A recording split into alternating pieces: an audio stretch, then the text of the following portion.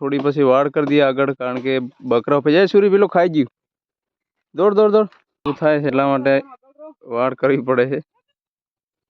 વાળ વાળ નમસ્કાર દોસ્તો, નવા વ્લોગમાં તમારું હાર્દિક સ્વાગત છે। ને અત્યારે આપણું ફિલહાલ મકાઈ હળવાનું કામ ચાલુ છે। તમે આ બાજુ બળદિયાપડા જોઈ શકો છો। ક્યારના આપણે આવેલા છે ખેતરમાં, તો થોડી વાર થાક ખાવા માટે ઉહીડો મૂક્યો છે। તો તમે જોઈ શકો છો આ ઢોર જઈ રહ્યા છે બધા અહીંયા આગળ, એટલે હજી બીજા આવે છે આગળ। આ બધા ઢોરો જઈ રહ્યા છે ચરવા માટે, અને અહીંયા આગળ આપણી ખુલ્લું છે થોડું, તો બકરાઓ મકાઈ ખાઈ જાય છે અને ઢોરો પણ અંદર પેહી જાય છે। તો આપણે થોડું આંબલીના ડાળા કાપવા મોહન ચડેલો છે ઉપર, તો કાપી નાખીએ અને થોડી પછી વાડ કરી દઈએ આગળ, કારણ કે બકરા पे જાય सूरी પેલો ખાઈ ગયું। દોડ દોડ દોડ હા, તો આવું થાય છે એટલા માટે વાડ કરવી પડે છે। વાળ વાળ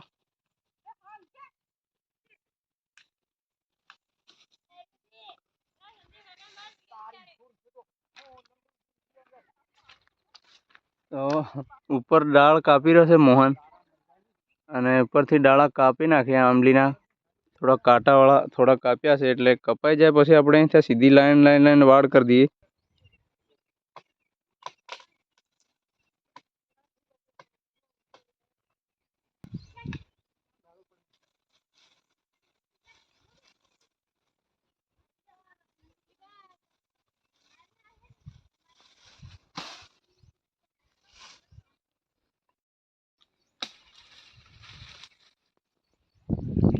જંગાઈ ગયું એટલે ઉપર બોર ઉપર જલાઈ ગયું। પેલા પાસે હતા ને પેલા ભાઈ એનામાં પેલા પાસે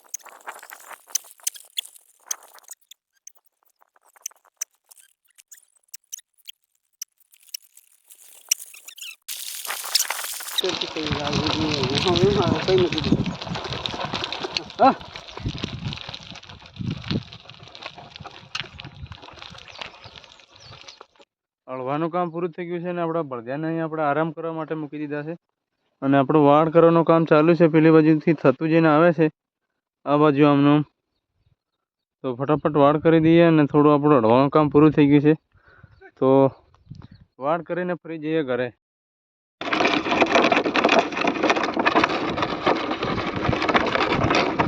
તો આપણે લગભગ 14 તારીખે વાડ કરી હતી તળાવ બાજુ, અને જ્યાં ઢોરો ખાઈ જાય છે ત્યાં આગળ આપણે બધી વાડ કરવાનું આપણું કામ પતાવી દીધું, અને ખેતરમાં પણ આપણે જોયા હતા, પણ છેલ્લે દિવસ પૂરો થઈ ગયો હતો એટલે ઘરે આવીને પછી બીજો વ્લોગ શૂટિંગ નહીં કરી શક્યો। અને 14 તારીખે આપણે કર્યું હતું ને વચ્ચે 15મી તારીખનો ગેપ જતો રહ્યો, આજે 16 તારીખે ફરી નવા દિવસમાં તમારું સ્વાગત છે। તો આપણે આવી ગયા છે વાડીમાં, ને આ છે આપણો આંબો। અત્યારે 2 વર્ષથી જ લાગે છે, હજી નાનો જ છે, પણ આ તમે જોઈ શકો છો એના ડાળ નીચે બાજરીને અડી ગયા છે, જમીનને ટચ થવામાં થોડીક જ વાર રહી છે।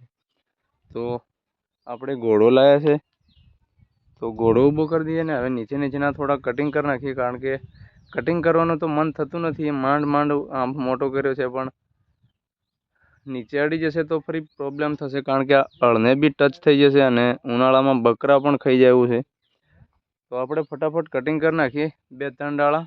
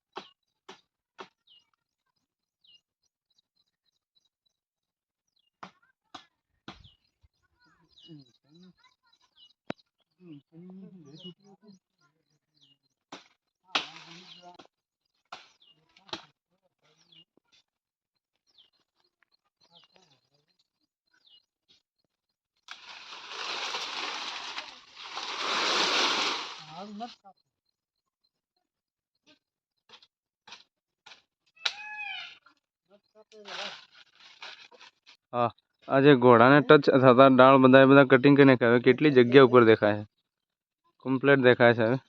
અને આપણે ડાળા કાપી નાખ્યા છે. એક આ કાપ્યું છે, એક ને પેલું 2 છે, અને પેલી બાજુ આગળ 3 છે. અને કટિંગ તો કર્યા છે મેં મસ્ત. તમે દેખી શકો છો ઉપર અહીંથી આપણે મોટા મોટા 3 ડાળા કટિંગ કરી નાખ્યા છે.